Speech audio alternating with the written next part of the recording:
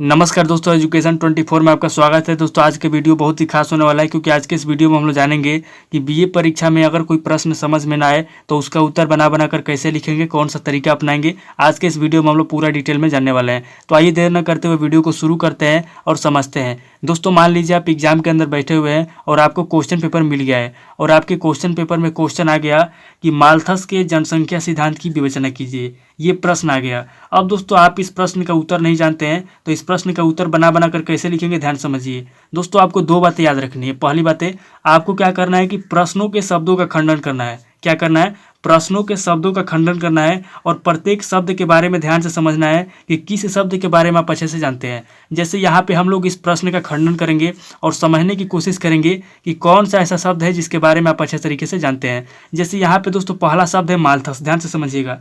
पहला शब्द है माल्थस। आप दोस्तों माल्थस के बारे में क्या जानते हैं? तो माल्थस के बारे में अगर आप कुछ नहीं जानते तो कोई बात नहीं, इसको छोड़ दीजिए, आगे बढ़ते हैं। यहाँ पे दोस्तों जनसंख्या है। आप जनसंख्या के बारे में क्या जानते हैं? उसके बाद सिद्धांत है दोस्तों, आप सिद्धांत के बारे में क्या जानते हैं?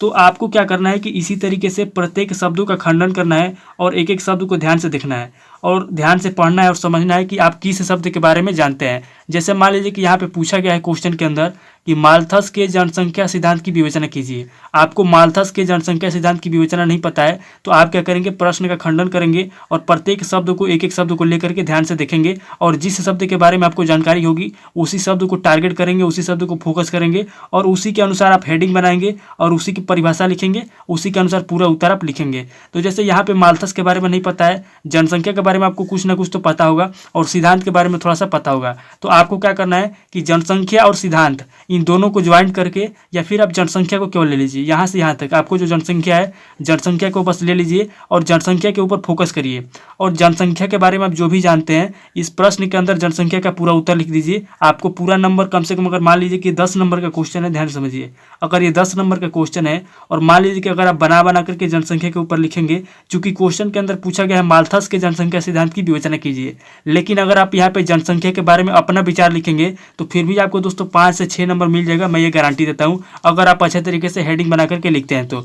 अब इसमें आप उत्तर इसका कैसे लिखेंगे, ध्यान समझिए। आपको क्या करना है, सबसे पहले आप जनसंख्या की परिभाषा लिखेंगे, उसके बाद जनसंख्या की परिभाषा लिखने के बाद क्या करेंगे, आप लिखेंगे कि जनसंख्या क्यों बढ़ रहा है, यानी कि जनसंख्या का अर्थ क्या होता है। फिर लिखेंगे कि जनसंख्या का महत्व क्या है, यानी जनसंख्या का महत्व क्या है। फिर उसके बाद जनसंख्या का लाभ लिखेंगे, फिर जनसंख्या का हानि लिखेंगे, फिर जनसंख्या से उत्पन्न होने वाली समस्याएं, यानी कि जनसंख्या से कौन कौन सी समस्याएं उत्पन्न हो रही है उसके बारे में लिखेंगे। तो ये जो भी मैं बता रहा हूँ आपको हेडिंग बता रहा हूँ, इस तरीके से आपको परिभाषा लिखना है, हेडिंग लिखना है। अगर आप इस तरीके से बना करके लिख देंगे तो 10 नंबर का क्वेश्चन है तो आपको 5 से 6 नंबर मिल जाएगा। तो इसी तरीके से दोस्तों आपको दो बात याद रखना है। क्या करना है? आपको प्रश्नों का खंडन करना है और एक एक शब्द के बारे में ध्यान से देखना है, जिस शब्द के बारे में आप जानते हैं उसके बारे में विस्तार से लिख देना है। उसके बाद यहाँ पे दोस्तों दूसरा क्वेश्चन देखते हैं हम लोग। दूसरा क्वेश्चन है कि गोपाल कृष्ण गोखले के प्राथमिक शिक्षा पर टिप्पणी लिखिए। अब दोस्तों अगर आपको गोपाल कृष्ण गोखले के बारे में पता है और इनके टिप्पणी के बारे में पता है तब तो आप इसका उत्तर लिख देंगे, लेकिन अगर आपको गोपाल कृष्ण गोखले के टिप्पणी के बारे में नहीं पता है प्राथमिक शिक्षा के ऊपर तो आप इसका उत्तर नहीं लिख पाएंगे। तो इस कंडीशन में हम क्या करेंगे, प्रश्नों का खंडन करेंगे और एक एक शब्द को लेकर समझने की प्रयास करेंगे कि किस शब्द के बारे में हम लोग जानते हैं। तो यहाँ पे दोस्तों गोपाल कृष्ण गोखले है। अब दोस्तों गोपाल कृष्ण गोखले कौन है? तो गोपाल कृष्ण गोखले भारत के क्रांतिकारी रह चुके हैं। तो इनके बारे में आपको अगर थोड़ा बहुत जानकारी है तो आप इसका उत्तर लिख पाएंगे, और अगर इनके बारे में थोड़ा बहुत जानकारी नहीं है तो फिर आगे बढ़ते हैं। यहाँ पे दोस्तों है प्राथमिक। अब प्राथमिक के बारे में क्या होता है, उसके बाद है दोस्तों शिक्षा, यानी कि प्राथमिक शिक्षा। अब दोस्तों अगर आपको प्राथमिक शिक्षा के बारे में जानकारी है तो आप इस पूरे प्रश्न का उत्तर लिख देंगे बना कर, क्योंकि यहाँ पे प्रश्न में कहा गया है कि गोपाल कृष्ण गोखले के प्राथमिक शिक्षा पर टिप्पणी लिखिए, लेकिन आपको गोपाल कृष्ण गोखले के टिप्पणी के बारे में नहीं पता है। तो यहाँ पे दोस्तों आप अपना विचार लिखेंगे, आप अपने दिमाग से बना करके लिखेंगे कि प्राथमिक शिक्षा क्या होता है। अगर आपको प्राथमिक शिक्षा के बारे में भी नहीं पता है तो आप केवल शिक्षा के बारे में लिखिए, शिक्षा के बारे में बना करके लिखिए कि शिक्षा की परिभाषा क्या होती है, शिक्षा का महत्व क्या होता है, शिक्षा का उपयोगिता क्या है, शिक्षा के लाभ क्या है, इसके बारे में बना के लिखेंगे तो आपको नंबर मिलेगा, मेरा ये गारंटी है। अब दोस्तों तीसरे क्वेश्चन को देखते हैं। तीसरा क्वेश्चन क्या कह रहा है? तीसरा क्वेश्चन कह रहा है कि कार्य सरलीकरण क्या है, कार्य सरलीकरण को परिभाषित कीजिए। अब दोस्तों अगर आपको कार्य सरलीकरण के बारे में पता है तो आप इस प्रश्न का उत्तर लिख पाएंगे, लेकिन अगर आपको कार्य सरलीकरण के बारे में नहीं पता है तो आप इस प्रश्न का उत्तर नहीं लिख पाएंगे। तो क्या करेंगे हम लोग दोस्तों यहाँ पे दो फार्मूला अपनाएंगे। पहला, हम लोग प्रश्न को पढ़ेंगे और पढ़ करके इसका खंडन करेंगे, यानी कि प्रश्न का खंडन करेंगे और प्रत्येक शब्द को ध्यान से देखेंगे किस शब्द के बारे में हम लोग जानते हैं। तो जैसे यहाँ पे है कार्य। अब दोस्तों कार्य का मतलब क्या होता है? तो कार्य का मतलब होता है दोस्तों काम, और सरलीकरण का मतलब क्या होता है, सरलीकरण का मतलब होता है सरल, सरल मतलब आसान, यानी कि कार्य को आसान बनाना। तो यहाँ पे पूछा जा रहा है कि कार्य सरलीकरण क्या है, यानी कि काम को आसान बनाना क्या है, और कार्य सरलीकरण को परिभाषित कीजिए। यानी कि अगर हमको कार्य सरलीकरण को परिभाषित करने के लिए भी कह रहा है कार्य सरलीकरण को परिभाषित कीजिए और कार्य सरलीकरण क्या है, तो यहाँ पे दोस्तों अगर हमको पता चल गया कि कार्य का मतलब काम होता है और सरलीकरण का मतलब होता है सरल करना यानी कि आसान बनाना, यानी कि कार्य को आसान कैसे बनाया जाता है इसका परिभाषा लिखना है, और कार्य का आसान बनाना ये क्या है इसके बारे में लिखना है। तो जब हमको क्वेश्चन का मतलब पता चल गया और हमको पता चल गया किस शब्द के बारे में जानकारी है, तो हम क्या करेंगे, कार्य सरलीकरण को बनाएंगे और कार्य सरलीकरण को फोकस करके इसका हम हेडिंग लिखेंगे, परिभाषा लिखेंगे और इसका पूरा उत्तर हम लिख देंगे।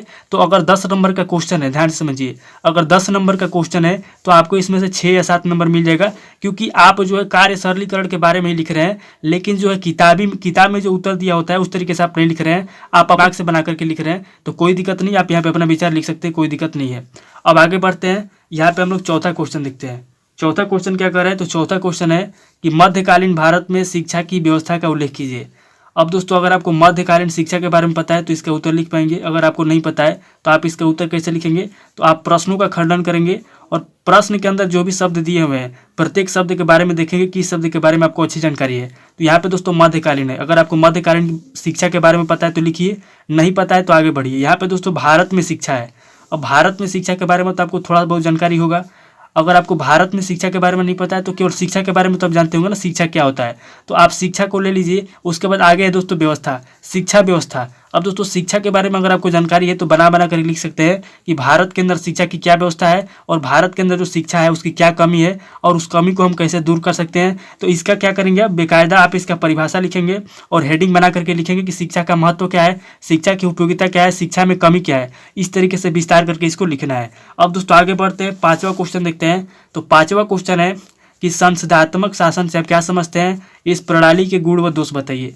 अब दोस्तों यहाँ पे आपको अगर संसदात्मक का मतलब पता है तो लिखेंगे, नहीं पता है तो क्या करेंगे, आप प्रश्न का खंडन करेंगे और प्रत्येक शब्द को ध्यान से देखेंगे और जिस शब्द के बारे में आपको अच्छी जानकारी है उसके बारे में आप क्या करेंगे, उसको फोकस करके उसको हम उसका हेडिंग लिखेंगे, उसका परिभाषा लिखेंगे और उसी के ऊपर हम पूरा उत्तर लिख देंगे। तो यहाँ पे दोस्तों आपका पहला शब्द है संसदात्मक। अगर आपको संसदात्मक के बारे में पता है तो लिखिए, नहीं पता है तो आगे बढ़िए। यहाँ पे दूसरा शब्द है शासन। अब शासन का मतलब क्या होता है, तो शासन का मतलब होता है कानून।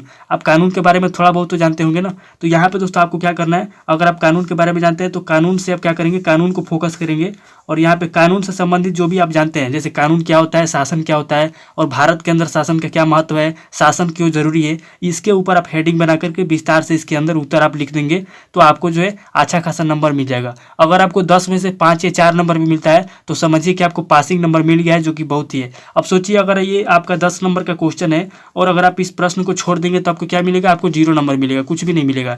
लेकिन अगर आप इस प्रश्न को बना करके लिख देंगे तो 10 में से अगर आपको 4 या 5 नंबर भी मिलता है तो आपको पासिंग नंबर मिल जाता है, जो कि बहुत ही बड़ी बात है। तो इस तरीके से दोस्तों आपको क्या करना है, किसी भी प्रश्न को एग्जाम के अंदर छोड़ना नहीं है, आपको प्रत्येक प्रश्न को ध्यान से देखना है और एक काम करना है, हमेशा आपको प्रश्नों का खंडन करना है। इस शब्द के बारे में आपको अच्छी जानकारी है, उस शब्द के ऊपर उसकी परिभाषा लिखना है और उसी को लेकर के हेडिंग बनाना है, उसका पूरा उत्तर उसी शब्द के बारे में लिख देना है और अच्छे तरीके से बना करके लिखना है, ताकि एग्जामिनर को लगे कि आप जो है अच्छे तरीके से लिखे हुए हैं। तो दोस्तों आज इस वीडियो को यहीं पे स्किप करता हूँ और मिलता हूँ आपसे नेक्स्ट वीडियो में। अगर आपको ये वीडियो अच्छा लगा तो वीडियो को लाइक कीजिए, शेयर कीजिए और कमेंट करके बताइए कि आपको नेक्स्ट वीडियो किस टॉपिक के ऊपर चाहिए। थैंक यू दोस्तों।